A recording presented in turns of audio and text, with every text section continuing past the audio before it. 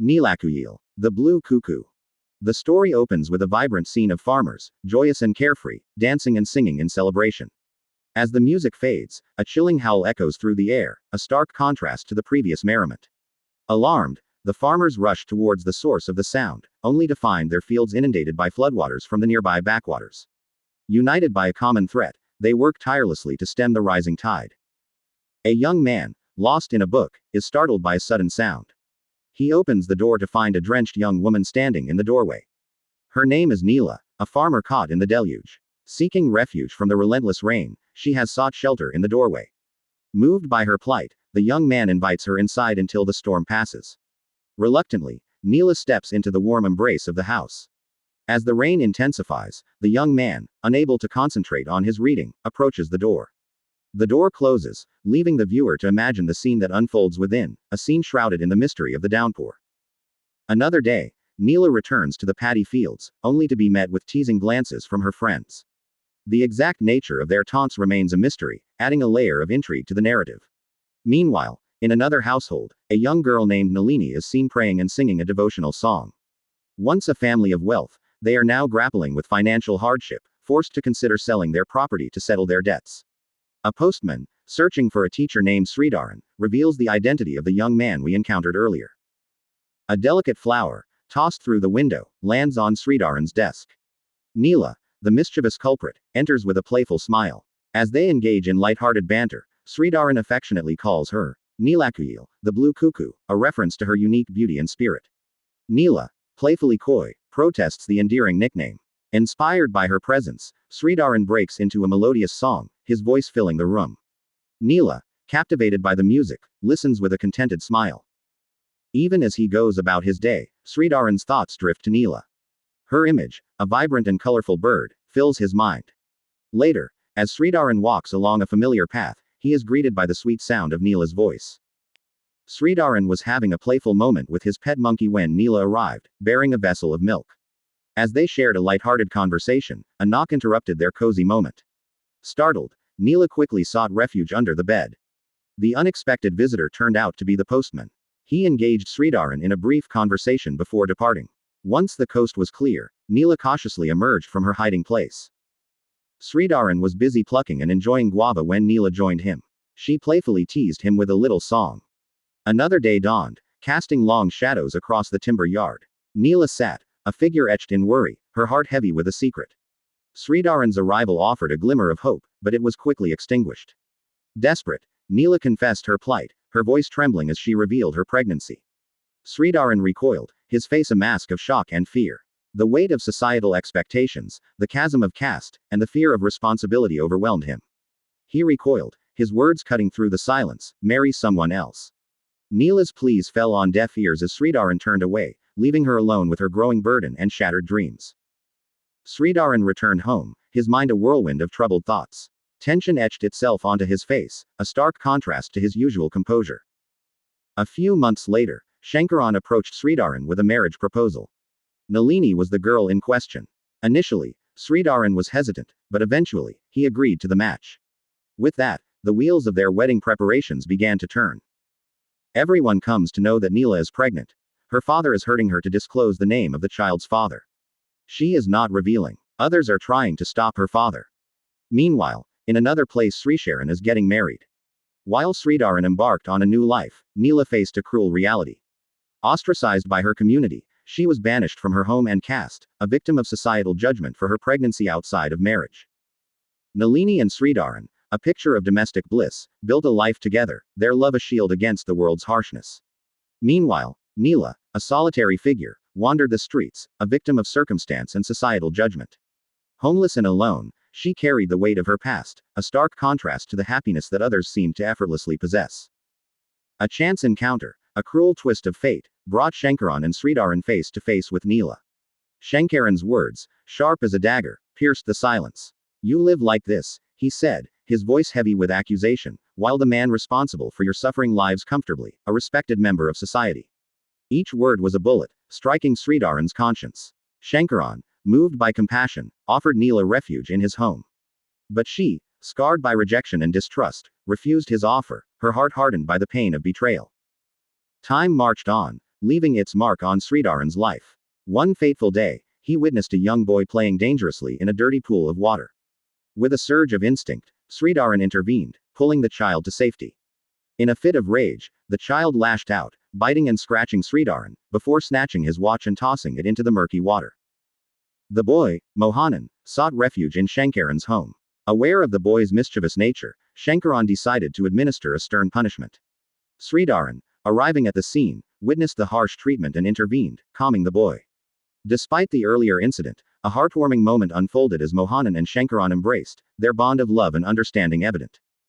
At school, Mohanan's mischievous streak continued to trouble the authorities. When the headmaster was about to punish him for yet another misdeed, Sridharan stepped in, shielding the boy from the impending punishment. A heated argument broke out in the classroom. A boy, fueled by malice, hurled insults at Mohanan, mocking his orphan status and the circumstances of his discovery near a railway track. The words, sharp and cutting, ignited a fire of rage within Mohanan. Only then did the shocking truth emerge. Mohanan was Neela's son. The woman whose life had been shattered, whose love had been scorned, had given birth to this boy. And now, she was gone, a victim of fate and circumstance. Sridharan arrived, his presence calming the tempestuous classroom. He gently separated the quarreling children, his eyes falling upon Mohanan. The boy, his face etched with sorrow, cried out, "I have no father." These words, raw and heart-wrenching, struck Sridharan with a profound sense of guilt and remorse. Mohanan wandered the outdoors, a solitary figure consumed by melancholy. Sridharan returned home, his mind a tempest of conflicting emotions. He confessed to Nalini that he was losing his sanity, his voice heavy with unspoken pain. Nalini, sensing his distress, was filled with worry, her concern growing with each passing moment. "Why should I live like this?" Sridharan muttered, his voice barely audible. "I'm not even human." Nalini, perplexed and alarmed by his cryptic words, pressed for answers, but he remained silent, his mind a labyrinth of torment. Desperate for a clue, Nalini ventured a guess, "Is it because we haven't had a child all these years?" The question hung in the air, a fragile hope amidst the growing despair. Sridharan shook his head, denying Nalini's assumption. "It's not your fault," he insisted, his voice filled with remorse. "It's because of the sins I've committed." Nalini, driven by love and concern, continued to probe, desperate to alleviate his suffering. "Please, tell me what's hurting you so much," she pleaded.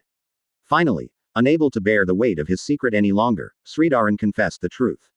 "I have a son," he revealed, his voice trembling. Nalini, stunned by the revelation, was left speechless, her mind reeling from the unexpected truth. Once she had come to terms with the shocking revelation, Nalini asked, "Where is he?"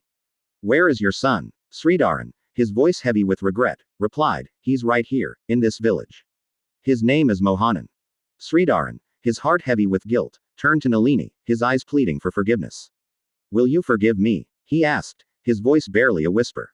Nalini, the strong and resolute woman she was, responded with a firm, resounding, "No." Her voice, though gentle, carried the weight of her anger and disappointment. "I can forgive what you've done to me," she said, "but I can never forgive what you've done to that innocent child." Nalini, delving deeper into the tragic story, revealed that Neela had taken her own life, striking her head on the railway line. Overwhelmed by despair and the bleak future she foresaw for her child, Neela had made the heartbreaking decision to end her life. After a period of reflection, Nalini made a decision that surprised even herself. She turned to Sridharan and said, "Bring that child to me. I will raise him as my own."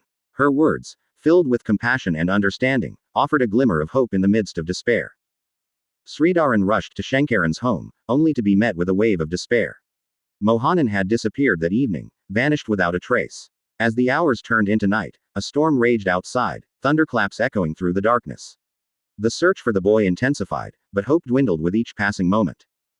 Lost and alone, Mohanan wandered through the desolate landscape. As the storm raged, he stumbled upon a railway track, his small figure dwarfed by the imposing rails. Overcome by fear and exhaustion, he sat on the railway line, tears streaming down his face. Meanwhile, Sridharan, consumed by despair, roamed the streets aimlessly. Suddenly, a glimmer of hope ignited within him. In the dim light of the storm, he spotted a small, motionless figure lying near the railway track. As he rushed towards the child, he recognized Mohanan, his heart sinking with dread. Sridharan carried Mohanan home, his heart heavy with worry. The boy was running a high fever, slipping in and out of consciousness. In one of those brief moments of lucidity, Sridharan, driven by a surge of paternal instinct, declared himself to be the boy's father. Mohanan, his eyes heavy-lidded, seemed to acknowledge the words before drifting back into sleep. Shankaran, upon hearing the news, rushed to Sridharan's home. His intention was to take Mohanan back, to provide him with the love and care he deserved. However, Sridharan, desperate and heartbroken, intervened. With tears streaming down his face, he confessed to Shankaran that Mohanan was his own son. Falling to his knees, he pleaded with Shankaran, begging him to entrust the child to his care. Shankaran, initially stunned by the revelation, eventually came to terms with the truth. His voice, heavy with emotion, echoed through the room. When Mohanan was a helpless baby, lying near the railway tracks, no one was there to save him. When I tried to help him, this society mocked me. They questioned his caste, his identity. Even you, Sridharan, stood by as a mere spectator. Do you remember Neela, who took her own life? You didn't even have the decency to cover her lifeless body. And now, you claim him as your son. No, he is mine. I won't let anyone take him away from me. You don't deserve him. With these words, Shankaran firmly took Mohanan and left, leaving Sridharan behind, consumed by regret and despair. Shankaran watched over Mohanan as he slept, his heart heavy with the weight of the past. The boy stirred in his sleep, his eyes fluttering open. Where's my father? He murmured, his voice filled with longing. I want to see him. Meanwhile, Sridharan was lost in a whirlpool of remorse, haunted by the ghosts of the past. The memory of Neela, her suffering, and his own callous indifference, gnawed at his conscience.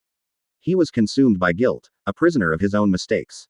Nalini, a silent witness to his torment, sat motionless, her heart aching. A hand, gnarled and trembling, reaches out to claim its fate. Sridharan, a tragic figure, prepares to bind himself to the gallows of his own despair.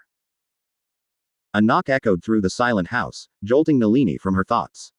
Shankaran stood at the door, Mohanan cradled in his arms. His eyes, filled with a mix of sorrow and understanding, sought out Nalini. As she saw the child, a wave of emotion washed over her, and she began to weep.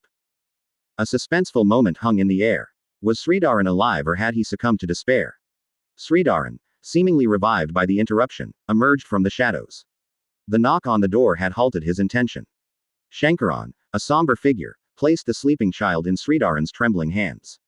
Take him, he uttered, his voice a mere whisper, take your son. Mold him into a man of virtue, a beacon of hope. Nurture him into a compassionate soul, unbound by the shackles of religion or creed.